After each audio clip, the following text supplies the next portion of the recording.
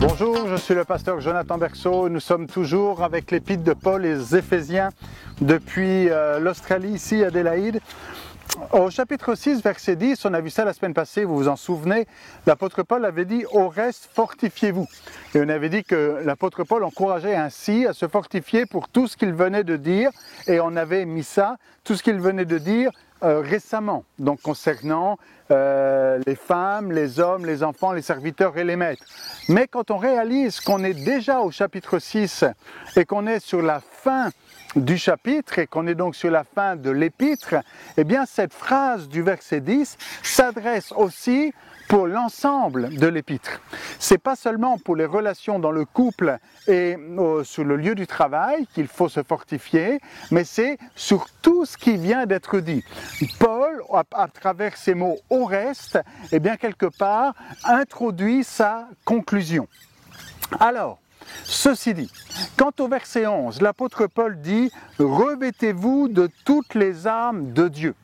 Et c'est quelque chose qu'il faut bien considérer maintenant, suivez-moi dans ce raisonnement, parce que trop souvent, on a tendance à prendre ce passage-là en dehors de son contexte et finalement oublier qu'on est là à la conclusion de l'épître. Quand l'apôtre Paul dit « Revêtez-vous de toutes les armes de Dieu », c'est dans le contexte de « Fortifiez-vous ». Vous avez une mission, que ce soit dans les rapports entre employeurs et employés, employés, employeurs, que ce soit dans les rapports entre hommes et femmes et les enfants dans une famille, eh bien, pour cela aussi, revêtez-vous de toutes les armes de Dieu afin de pouvoir tenir ferme contre les ruses du diable. Et quand l'apôtre Paul parle des ruses du diable ici, le contexte immédiat, c'est le contexte du travail. Le contexte juste un petit peu plus loin, c'est celui de la famille. Et le contexte encore un peu plus loin dans l'épître, c'est celui de l'Église. Le diable a des ruses, a des plans, a un stratagème pour détruire le témoignage qu'on peut avoir sur le lieu du travail, pour détruire les rapports et le témoignage au sein de la famille, entre les enfants, les parents, les maris et les femmes, et aussi dans l'Église, où souvenez-vous, à Éphèse en particulier, il y avait comme un mur qui séparait les juifs des non-juifs, et l'apôtre Paul dit non, ce mur Christ l'a anéanti, l'a aboli, et il y a maintenant plus de distinction entre juifs et non-juifs, et ça, c'est les ruses du diable. Alors, c'est important aujourd'hui de discerner que le diable est toujours aussi rusé qu'auparavant, et qu'il a toujours des plans, des stratagèmes et des manigances pour mettre la division. La division sur le lieu du travail, la division dans le couple et la famille, la division dans l'Église. Et pour résister et pour tenir ferme contre les ruses du diable, l'apôtre Paul nous invite à nous fortifier et il va d'une manière plus précise nous dire « Revêtez-vous de toutes les armes de Dieu ». Et c'est un fameux passage où il va être question de toutes les armes de Dieu. On aura l'occasion de le voir dans quelques jours, mais juste avant cela, il fait une déclaration formelle que nous développons demain. L'apôtre Paul en effet dit « Car nous n'avons pas à lutter contre la chair et le sang, mais contre les dominations, contre les autorités, contre les principes de ce monde des ténèbres, contre les esprits méchants dans les lieux célestes. » Alors c'est toute une déclaration et cette déclaration, vous l'avez peut-être déjà entendue ou vous avez entendu des prédications là-dessus et je suis sûr que vous avez entendu de très bonnes choses par rapport à cela. L'apôtre Paul dit c'est pas contre la chair et le sang, mais il y a des principautés, il y a quelque chose qui se passe dans les lieux célestes, mais notez bien maintenant dans le contexte immédiat, la chair et le sang, eh bien c'est ce qui est ici charnel. Il avait employé par exemple pour les maîtres, il avait dit il y a le maître charnel, eh bien on n'a pas à lutter contre la chair, ce qui est charnel, mais contre les ruses du diable. Alors notre combat ne se trouve pas contre notre employeur, Notre combat ne se trouve pas avec nos employés. Notre combat n'est pas contre notre épouse. Les deux, l'homme et la femme, deviennent une seule chair.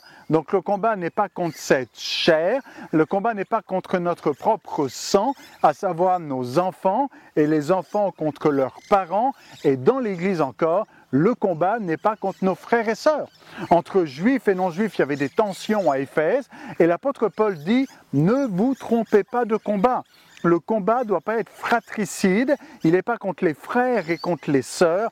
On n'a pas à lutter contre ceux qui sont de la même chair et du même sang. Et en Jésus, nous sommes de la même chair et du même sang. Et en Jésus, nous sommes frères et sœurs. Et nous n'avons pas à lutter contre ceux qui sont de notre chair. L'Église, c'est le corps de Christ, c'est la même chair, et nous avons tous ce même sang. Et comprenez aussi que dans cette image du sang, c'est par le sang de Jésus que nous sommes unis frères et sœurs. Un sang a été versé, et il y a donc un lien de sang entre les frères et les sœurs spirituels que nous formons dans l'Église. Et l'apôtre Paul dit, notre combat, notre lutte n'est pas contre nos frères, nos sœurs, notre épouse, notre époux, nos enfants, ou même nos patrons et les employés. Notre combat n'est pas là, il est contre les ruses du diable. Alors réalisons bien ces choses, qu'il n'y ait pas de lutte dans l'Église, qu'il n'y ait pas de lutte dans les familles, qu'il n'y ait pas de lutte sur le lieu du travail, mais réalisons et comprenons les ruses du diable, les dominations, les autorités, les princes de ce monde de ténèbres, les esprits méchants qui sont dans les lieux célestes. Nous savons que Jésus nous a bénis de toute bénédiction spirituelle dans les lieux célestes. Nous avons été bénis en Jésus-Christ dans les lieux célestes. Et l'apôtre Paul ici dit, il y a dans les lieux célestes aussi des princes, il y a des esprits méchants, il y a des menaces. Alors ne vous trompez pas de combat. Votre combat n'est pas contre votre chair et votre sang, mais contre les ruses du diable qui vient pour égorger et détruire, alors que Jésus, le bon berger, est venu pour donner sa vie, afin que ses brebis aient la vie et qu'elle l'ait en abondance. L'apôtre Paul continue en disant « c'est pourquoi ». Et le « c'est pourquoi » fait référence à « c'est pas contre la chair, c'est pas contre le sang, c'est contre les esprits méchants, les dominations, les autorités, bref, c'est contre les ruses du diable. C'est pourquoi prenez toutes les armes de Dieu afin de pouvoir résister dans le mauvais jour et tenir ferme après avoir tout surmonté. Et quand l'apôtre Paul dit qu'il faut tenir ferme, c'est tenir ferme contre les ruses du diable. C'est tenir ferme contre les ruses du diable qui veut mettre des divisions dans votre couple. C'est tenir ferme contre les ruses du diable qui veut mettre des divisions entre vous et vos enfants, entre les employeurs et les employés, et aussi entre les frères et sœurs dans l'Église. Et j'aimerais vous inviter à considérer quelque chose ici maintenant. Peut-être ce n'est pas quelque chose que vous avez entendu souvent, mais en méditant sur ce passage, eh bien, c'est ce que j'ai compris et retenu. Nous sommes là dans une conclusion, la conclusion de l'épître de Paul aux Éphésiens, et dans ce passage, il y a tous les éléments de la conclusion.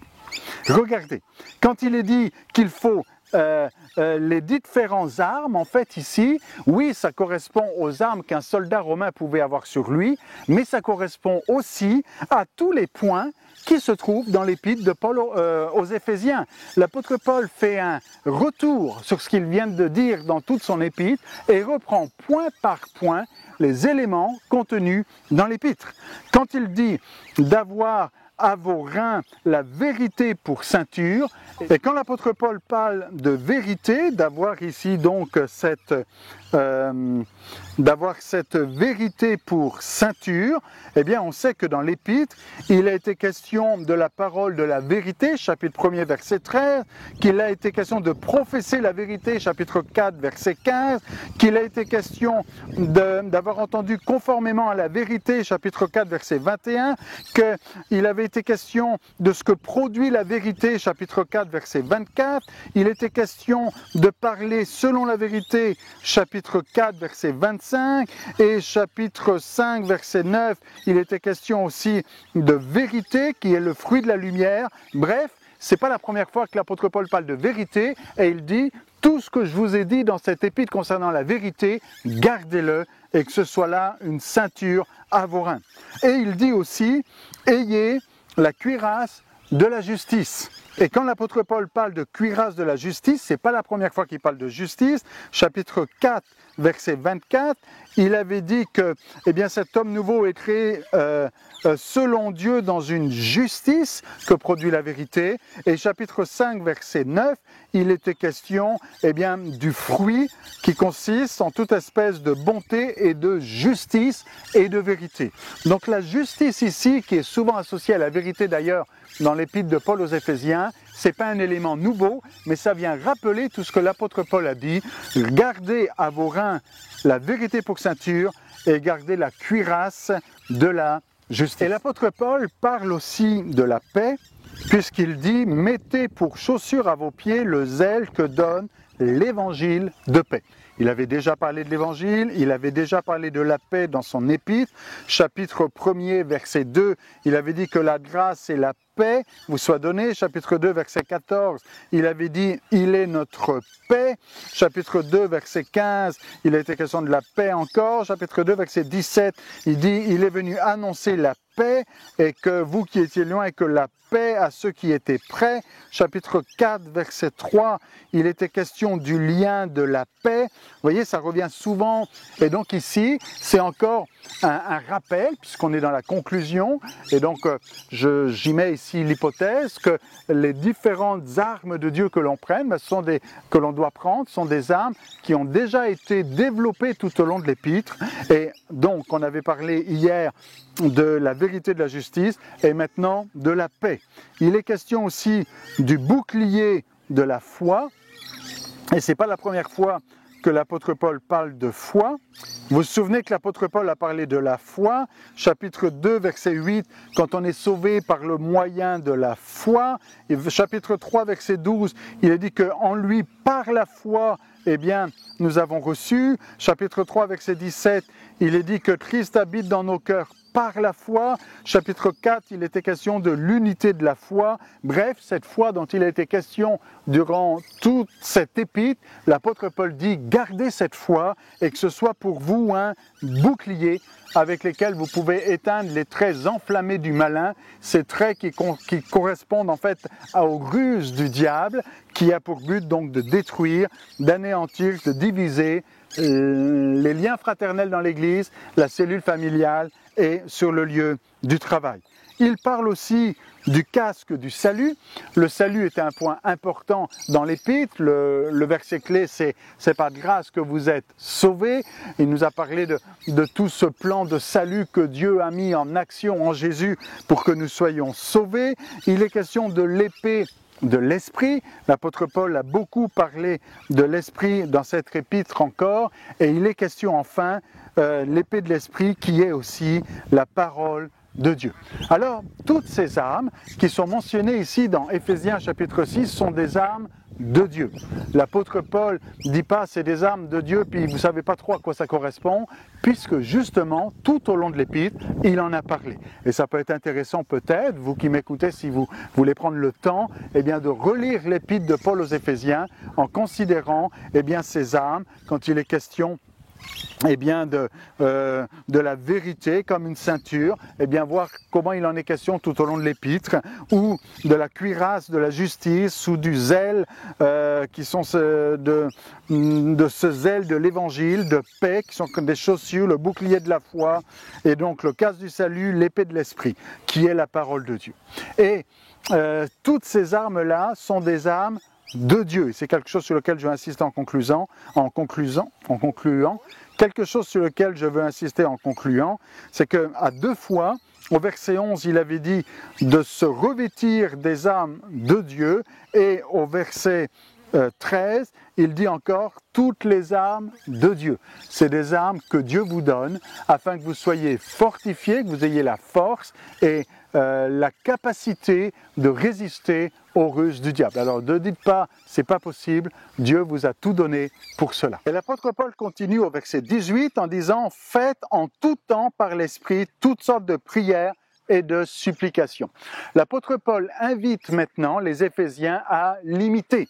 Vous vous souvenez qu'au début de l'épître, l'apôtre Paul disait qu'il faisait lui aussi sans cesse en tout temps des prières pour les Éphésiens. Et là maintenant, il dit aux Éphésiens, imitez-moi quelque part, et vous aussi, faites en tout temps, par l'Esprit, toutes sortes de prières et de supplications.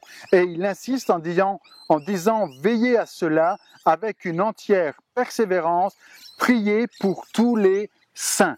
L'apôtre Paul priait pour les saints qui étaient à Éphèse, et il invite maintenant les Éphésiens de prier pour tous les saints. C'est le principe, je prie pour toi, tu pries pour moi. Et c'est ce qu'il dit au verset 19, priez pour moi, moi je prie pour vous, vous priez pour tous les saints et priez pour moi, afin qu'il me soit donné, quand j'ouvre la bouche, de faire connaître hardiment et librement le mystère de l'Évangile. Et notez bien que quand l'apôtre Paul demande aux Éphésiens de prier pour lui afin qu'il fasse connaître avec hardiesse et liberté le mystère de l'Évangile, c'est ce que l'apôtre Paul a voulu faire dans cette épître. C'était son but, de faire connaître le mystère de l'Évangile. À plusieurs reprises, il a parlé de mystère, il a parlé de choses à comprendre, à connaître, à savoir de l'Évangile, c'est-à-dire de cette bonne nouvelle. Et il dit aux Éphésiens, priez pour moi afin que je puisse continuer à faire connaître ce mystère à tous ceux qui m'entourent. Et il dit au verset 20, pour lequel je suis ambassadeur dans les chaînes, et il dit même si je suis prisonnier, Paul est prisonnier à Rome au moment où il écrit cette épître, et il dit même si je suis prisonnier, eh bien que j'en parle avec assurance comme je dois en parler. Et évidemment, là, l'apôtre Paul montre l'exemple en disant, voyez-vous, je suis dans les chaînes, voyez-vous, je suis prisonnier, mais j'ai une mission. Et ma mission, c'est de proclamer la bonne nouvelle. Et ma mission, c'est d'annoncer l'Évangile avec assurance, avec hardiesse, avec liberté. Et l'apôtre Paul dit, priez pour moi. Et quand on regarde, nous maintenant, de notre fenêtre, eh bien, le témoignage de l'apôtre Paul, et quand on considère ces choses, on doit pouvoir dire, mais moi aussi, je veux, comme l'apôtre Paul, eh bien, témoigner avec liberté, avec hardiesse, avec facilité, avec assurance, le mystère de l'Évangile, ce que vous avez compris peut-être en écoutant, eh bien, ces vidéos et en lisant ensemble, eh bien, l'épître aux Éphésiens, le gardez pas pour vous, vous avez pour mission de le faire connaître. L'apôtre Paul dit comme je dois. Pour lui, c'est un devoir, c'est une nécessité.